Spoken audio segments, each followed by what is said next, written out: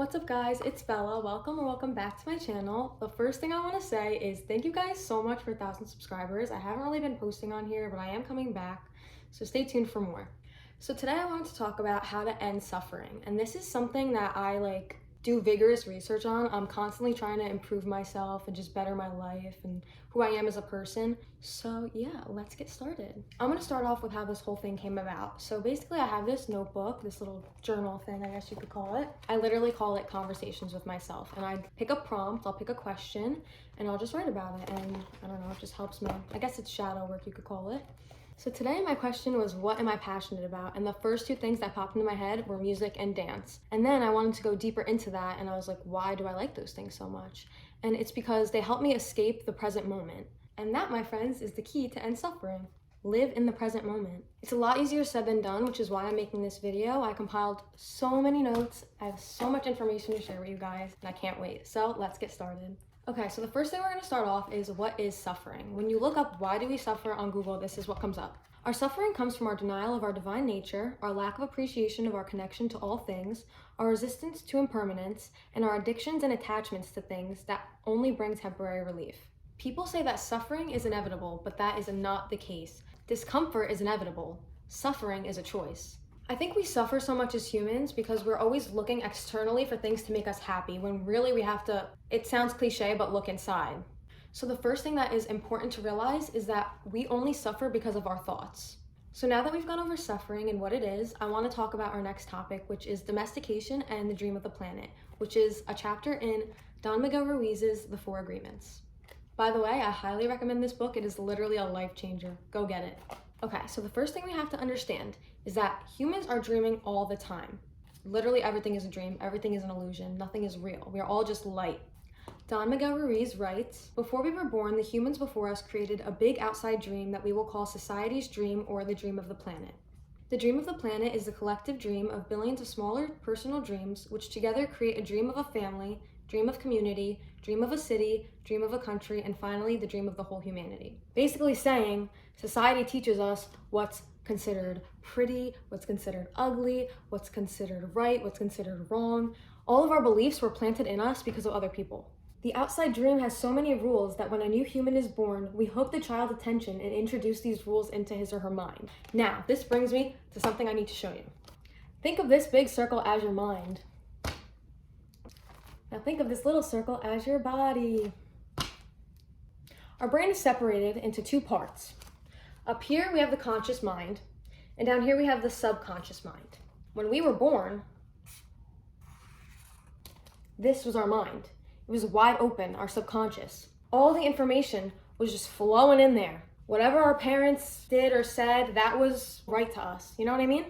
Now the problem with this is that little kids could be told anything. You could raise a kid and tell them the sky is red, and they will grow up their whole life believing the sky is red, even if that's not real. That's why this is so important to have good influences as children. So we have all this information stored in our head as a baby, which creates a paradigm right there.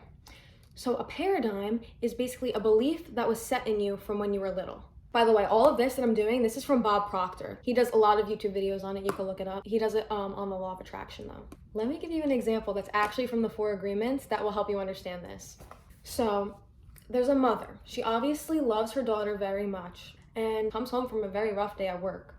Now, her child's singing, making noise, and she yells at her and she's like, stop singing, you're a terrible singer, stop. The child is not gonna understand that the mother had a rough day or whatever. She's just gonna take it as, okay, I should stop singing. You know what I mean? That's how important this stuff is to understand, because it could affect people in so many different ways.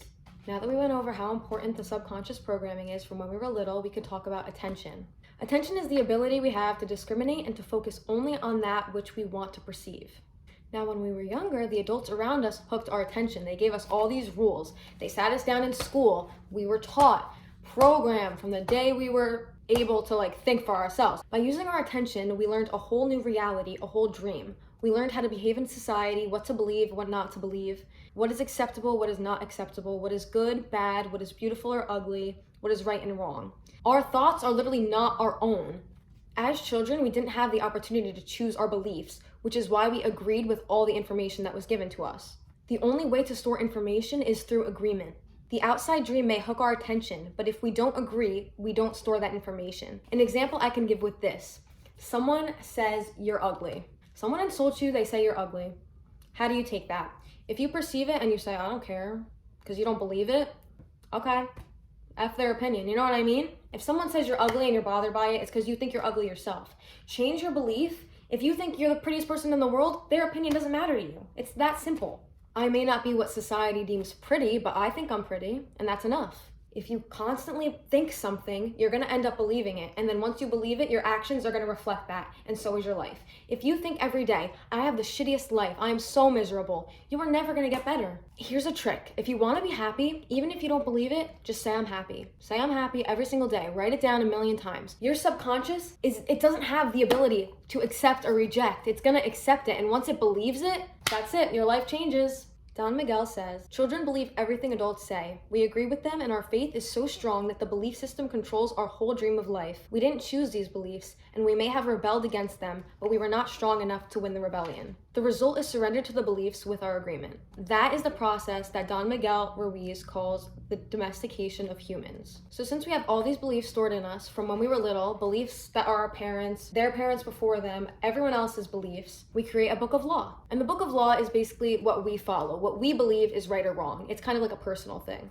Our agreements can be so strong that even if we understand the concept of it not being true, we feel the blame, guilt, and shame that occurs if we go against it. Now, why is all of this important? Domestication, the dream of the planet, why do we need to know this? Because the human is the only animal on earth that pays 1,000 times for the same mistake. We literally make ourselves suffer. We make a mistake, we judge ourselves, we find ourselves guilty, and we punish ourselves. 95% of the beliefs that we have stored in our minds are nothing but lies, and we suffer because of the lies. In the dream of the planet, it is normal for humans to suffer, to live in fear, and to create emotional dramas. If we look at human society, we see a place so difficult to live in because it is driven by fear. This is one of my favorite things that I've ever read in this book.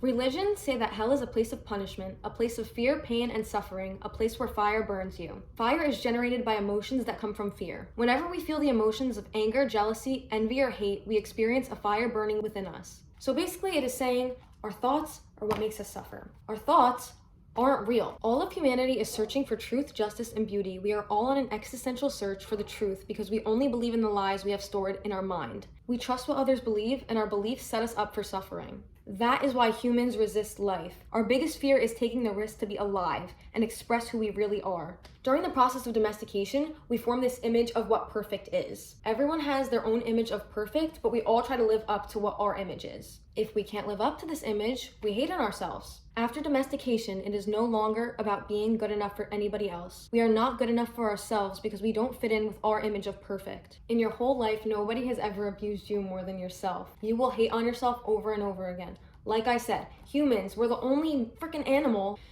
We abuse ourselves over and over again. We make ourselves suffer. One single agreement is not such a problem, but we have many agreements that make us suffer, that make us fail in life. If you want to live a life full of joy and fulfillment, you have to find the courage to break those agreements that are fear-based and claim your personal power. The agreements that come from fear require us to expend a lot of energy, but the agreements that come from love help us to conserve the energy and even gain extra. Basically, that's what the 4 agreements is all about. Don Miguel teaches you 4 agreements that you should live by that help you get rid of those negative things that were planted in your brain from when you were little. These agreements, they're absolutely amazing. I want to make even more videos on them. They help you so much. Go get this book. You might be thinking, Bella, why did you go on a whole rant about domestication and the dream of the planet when you want to talk about not suffering? Because this brings me to my next thing, which is how to be carefree. Now, this information is actually from a video I found on YouTube called How to Be Carefree by After Skool. I highly, highly recommend their channel. It is awesome. But I did take some things from the video that I'm going to explain here. So again, how do we suffer? We suffer from fear in the future and pain from the past. Our thoughts are the cause of all our suffering, our thoughts that aren't ours. Fear and pain do not live in the present. They take thoughts of the past or the future. The end of suffering is to stop thinking. Just shut it off. Now, how do we do this? How do we be more carefree, live in the moment? The first step is to observe our thoughts. You have to understand that you are not your thoughts, like I just explained. Our thoughts about ourselves are simply the ego. And what is our ego? Our ego is a survival mechanism that will do anything to protect itself. The key is to pay attention to your thoughts, but don't claim them. They are not you. And if you find yourself thinking about the future or the past, ask yourself the question, am I being present right now?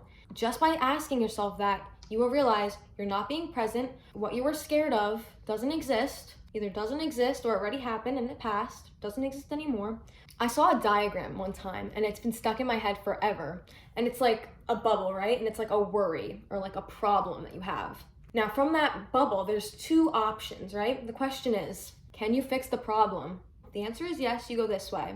If you can fix the problem, okay, fix it. Then you don't have to worry. And if the answer is no, you can't fix the problem, then don't worry because you can't fix the problem.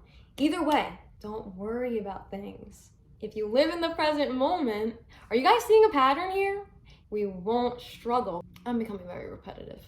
I think you guys get the point. Literally, when you find yourself thinking of these things, think about the present moment. Look around you. There's a book in front of me. There's a Sharpie in front of me. Or what am I doing? Is my leg shaking? Am I breathing heavy? It's a lot easier to focus on the present moment if you focus on actual things. Another thing that you could do, which helps me a lot, is if you can't stop thinking about it, there's obviously a reason, write about it. Write, why am I thinking about this? Why do I feel this way? It will help you understand so much about yourself. So the last thing I kind of want to talk about has to do with the journaling exercise I was talking about in the beginning. I was thinking, what am I passionate about? Dance, music, passionate about it because it helps me forget about everything. Now, another thing I want to discuss is addiction. When people hear addiction, they automatically think drugs, but no, that is not the case. Let me tell you what addiction is. An addiction is any behavior that a person finds relief and therefore craves in the short term, but suffers negative consequences in the long term and doesn't give up despite the negative consequences. That could be anything. It could be social media, it could be eating, it could be drugs, it could be nicotine, anything. It could be people. You could be addicted to people. Why am I bringing addiction up? Because I was thinking, what do addictions and hobbies or passions have in common? They help you escape the present moment. Brings me back to my point. You see, that's how I got to this. So in conclusion, the way to end suffering is to live in the present moment. And I hope I taught you guys some things that you didn't already know, or some tips and tricks to help you get over suffering. If you like this video, please be sure to like and subscribe for more videos like this, definitely coming soon. And thank you guys so much for watching. Bye.